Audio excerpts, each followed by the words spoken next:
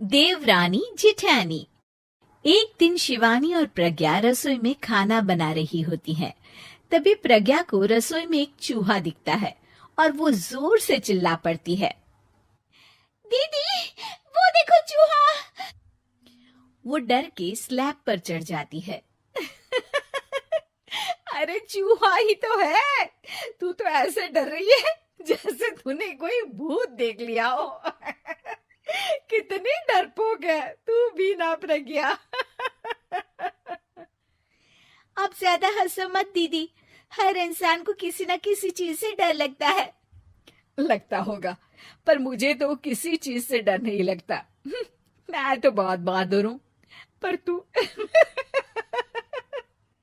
हद कर दी भाई, एक चूहे से डर गई है। एक दिन प्रज्ञा अपने कमरे से बाहर निकल रही होती है और तभी शिवानी उसे पीछे से आकर डरा देती है। प्रज्ञा एकदम से उछल पड़ती है। दीदी, ऐसे भी कोई मजाक करता है क्या? अरे जरा अपनी शक्ल तो देख, एकदम बैंगन की तरह नीली पड़ गई है। अरे मेरी देवरानी इतनी बड़ी डरपोक है, मुझे तो पता ही नहीं था। आप ऐसे चौंकाओगे तो कोई भी डरेगा ना? अरे नाना, कोई बहाना अब काम नहीं आएगा। आज से ना तुम्हारा नाम है डरपोक प्रज्ञा। शिवानी प्रज्ञा का मजाक उड़ाकर चली जाती है। प्रज्ञा शिवानी की मजाक उड़ाने की आदत से परेशान हो जाती है। जब देखो मेरा मजाक उड़ाती रहती है, इनकी शिकायत तो मम्मी जी से करनी ही पड़ेगी मुझे। प्रज्ञा अपनी सास के पास जाती है और उन्हें सारी बात बताती है कि किस तरह उसकी जेठानी उसके डर का मजाक उड़ाती है।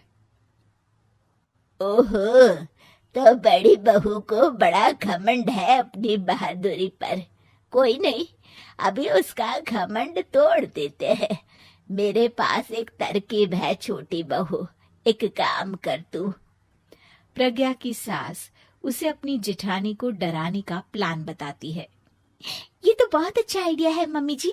क्या बात है, आइडिया सुनकर लग रहा है कि आप अपने बचपन में काफी शरारती रही होंगी मम्मी जी। अब आएगा मजा मेरी बहादुर जेठानी जी को।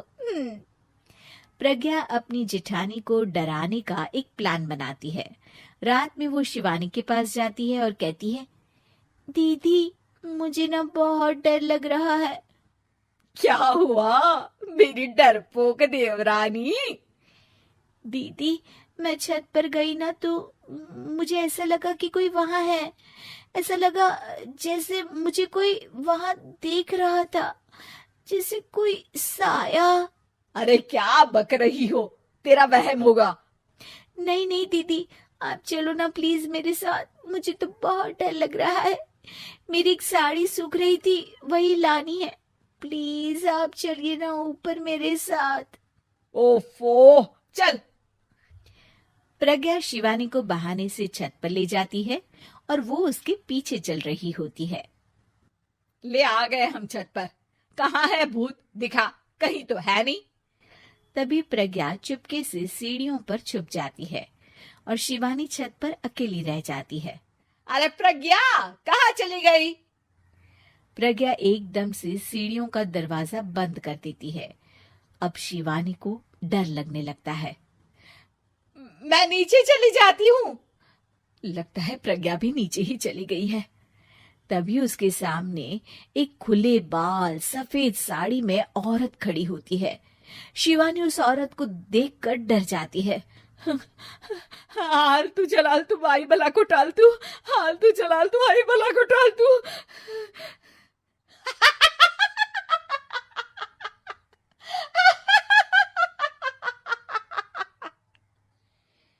चुड़ैल की हंसी सुनकर शिवानी बुरी तरह डर जाती है।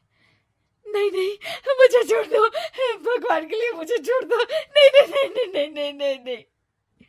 मैं तुझे नहीं छोड़ूंगी, मैं तेरा खून पी जाऊंगी। तभी चुड़ैल की हंसी उसकी सास की हंसी में बदल जाती है।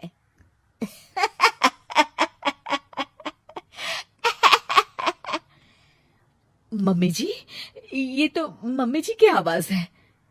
शिवानी आंख खोलती है तो सामने उसकी सास चुड़ैल का मेकअप करके खड़ी होती है और प्रज्ञा और उसकी सास जोर जोर से हंस रहे होते हैं। क्यों मेरी बहादुर जेठानी जी, आप तो कहती थी कि आप किसी से नहीं डरती। ये तुमने अच्छा नहीं किया प्रज्ञा। और सासू माँ, आप ही इसके साथ मिलकर। और नहीं तो क्या बहू, तुम अब मेरी छोटी बहू का ऐसे मजाक बनाओगी तो मुझे तो चुड़ैल बनना ही पड़ेगा ना। प्रज्ञा और उसकी सास और जोर जोर से हंसने लगते हैं और शिवानी गुस्से में नीचे चली जाती है।